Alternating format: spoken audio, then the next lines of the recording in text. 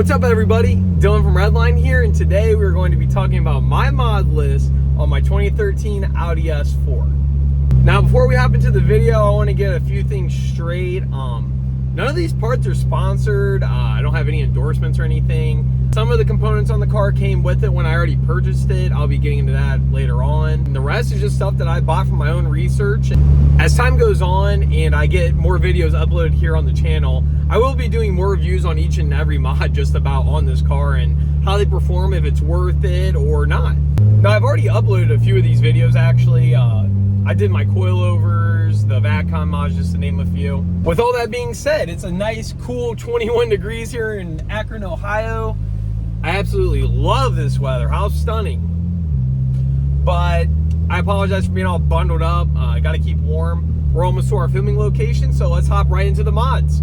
I will also be filming a cost to modify an Audi S4 and all my other vehicles, obviously, down the road. Feel free to subscribe for that. I do post automotive content here on the channel 3 times a week. That's a shameless plug, but for real, on to the mods now. Now, I have just about every single modification down to this car listed in my notes. We're gonna start off with performance because that's my favorite, then head into cosmetic, and we'll top it off with interior mods. So with performance, we're gonna start under the hood. Now, as soon as you pop the hood, you notice the carbon fiber AWE S-Flow intake. Very nice, keeps your IATs down, beautiful carbon fiber look. And obviously you get that beautiful supercharger whine. I do apologize for the dirty engine bay. It's, as I said, wintertime and the weather has not been too favorable. But up next, as you can see up here, we have an AMS alpha heat exchanger and the added coolant reservoir, if you can get down there and see it, that comes in the kit. Now, one of the big killers of performance on these cars are high IATs and heat soaking, especially when you're dual pulley. So these cars produce a lot of heat, and after you do a pull or two, they get hot and you start making less power, and it's just no good. So that heat exchanger definitely pulls your IATs to a lower degree. I've noticed amazing results from that. And it also comes with that added extra reservoir to get more coolant flowing through the system. Now, this reservoir is tucked behind the fender liner. Right there, you can kind of see it. And it adds about a quart or two of coolant to the system and does an excellent job at reducing your coolant temps to thus make the car run cooler. Because as all of us know, a cooler car means a faster car, more consistent vehicle, and ultimately a better running car. Up next, we have the APR 57.7 millimeter supercharger pulley, accompanied by the 034 Motorsports 190 millimeter crank pulley. Now, this is obviously a supercharged vehicle, so running a smaller supercharger pulley and a bigger crank pulley together increases the spinning rate of the supercharger, thus making more boost and more power. I personally do not have a boost gauge in here yet. I'm looking into getting the P3 gauge that goes in your little vent. It's a pretty unique gauge, but I've seen similar people with just about the same setup and pulley ratio as me making about 20 to 23 pounds of boost depending on weather and your specific tune and all that good stuff. Now, in terms of tuning, I am tuned by 034 Motorsports and am currently running their dual pulley Stage 2 Plus test pipe file and Stage 2 DSG tune. I actually ended up switching to 034 from APR for a multitude of reasons. When I got this car, it was already single pulley and tuned by APR, but as many of you know, APR hasn't touched our platform in about 5 years and is extremely conservative, and you're missing out on a ton of power. When I switched over to 034 when I was still single pulley, I already had noticed an increase in power and torque, which was very surprising to me because I was like, how much more power can just a tune difference make? I'll tell you, you felt it. I will be dropping a more specific video on my 034 Motorsports tune, along with my pulley ratio and all of that in an upcoming video. Stay tuned. But yeah, on to more mods. A good funny one that a lot of people don't know is our S4s don't come with a dipstick. I got the ECS Tuning aluminum dipstick there. I'm running NGK Iridium. I believe it's the 9 plugs. And I'm also running, I don't know if you can see it down there, but a CWA 100.3 coolant pump. Now, a lot of people still aren't familiar with this mod. definitely increases your coolant flow. I believe they said by 50%, or it may even be more than that. But it increases your coolant flow through the system, thus keeping it cooler. And like I said before, on these cars, keeping the thing cool is the biggest concern. They like to get hot, and they get hot fast. So cooling mods upon cooling mods are kind of required for this platform. But all in all, it's a good running car. It's pretty quick.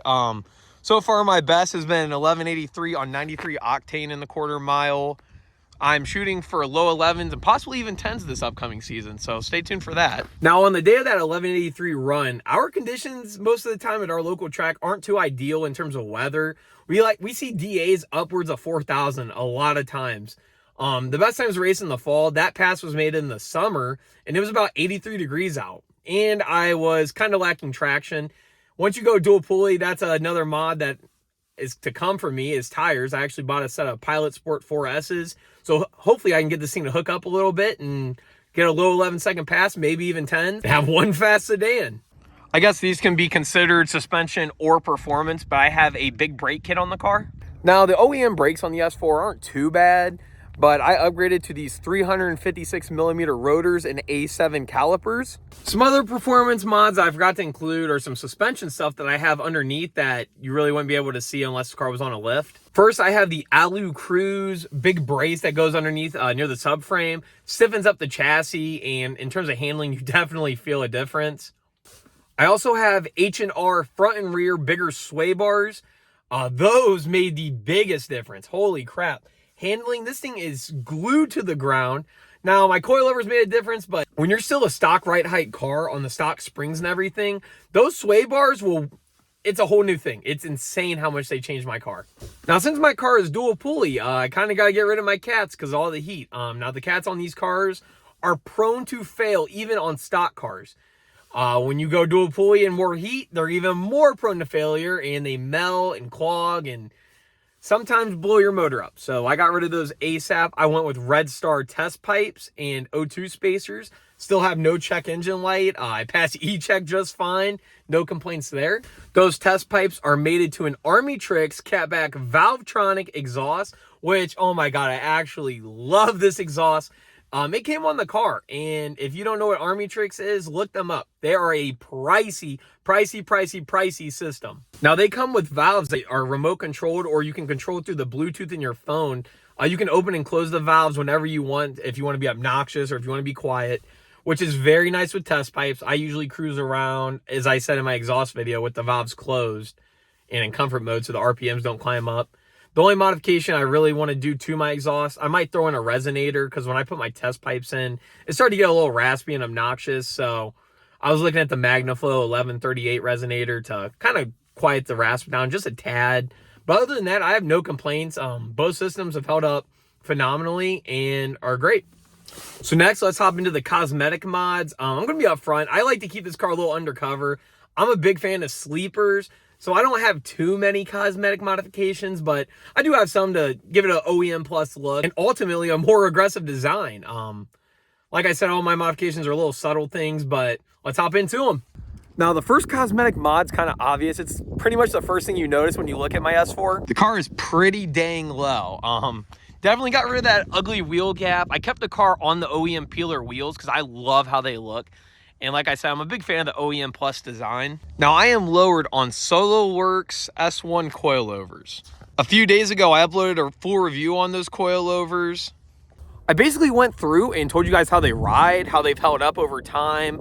The main reason I actually ended up with the coilovers and a bunch more. Check that video out if you want some good budget coilovers, because so far I've been nothing but impressed by them, and I definitely achieved that beautiful lowered look that I was going for. In terms of other cosmetic mods, I obviously have window tint all the way around, windshield and all, a gloss black wrapped roof, a little amber delete on the headlights,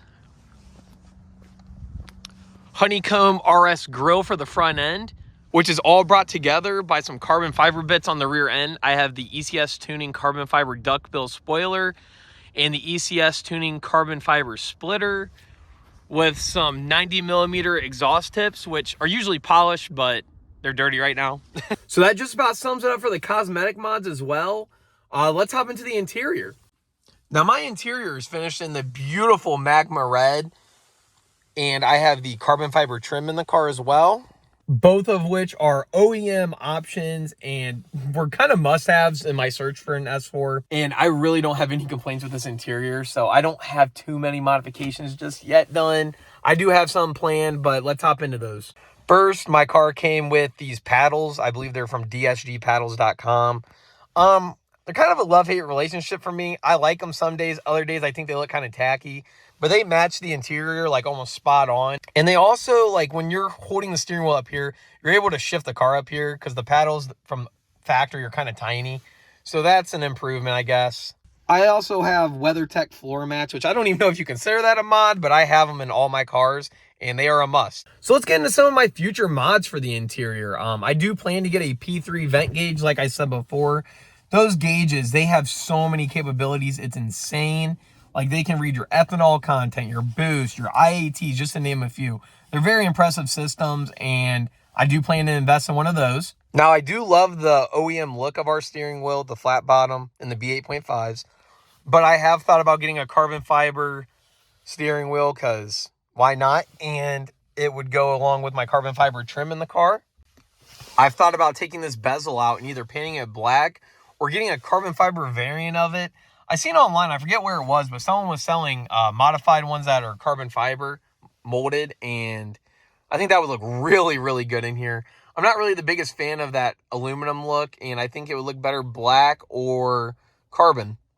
I do also have plans to upgrade the MMI system through the RS Nav standalone. This standalone allows you to have Apple CarPlay, Android Auto, and, you know, all the modern functions that a newer car would have for your phone, which is very nice. And on top of all that, I've heard that the Apple CarPlay is wireless, which is very cool. Last modification I kind of want to do to the interior in the future, I want to switch out these like amber lights all throughout the interior to LED, get some brighter ones. And following up with that, the footwell lights, I might get I used to have my OG 6 in high school. I had like the cool red lights. I'm not necessarily going to do that, but I might get a little brighter ones in some ambient lights or something. I don't know. If you guys have any cool interior mods, let me know. Just something to spice it up or modernize it a little bit. There's not really much you can do, in my opinion, to improve them. They're already pretty spot on and have the looks of any new car. Well, yeah, that just about sums it up for the interior. From the factory, these are very nice cars. The interiors are very well equipped. They look great. They've aged amazing. And there's not really too much you can do to improve them. If you guys have any improvements that I could maybe do, drop them below. With that being said, thank you for watching the video. If you're in anything car, automotive related, I post here on the channel 3 times a week.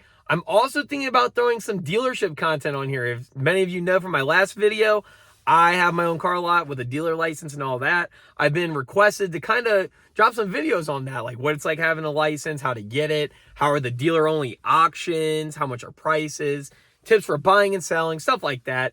Thought about making a few videos on that, so possibly stay tuned. If you want to see that, let me know. But yeah, guys, thank you for viewing. Thank you for 120 subs that I just hit. Very thankful. We're starting off this new year on a good note. I'm very excited for what's to come. And let's just keep at it. Like I said, I'm going to stay consistent with this YouTube thing. I love it wholeheartedly, and it's just so fun. And for that, I'm very appreciative. Be sure to follow me on social media. Everything's linked down below. My handle on like literally everything is Redline Dill. And on that note, I'm out, guys. Have a good one. I'll see you in the next video.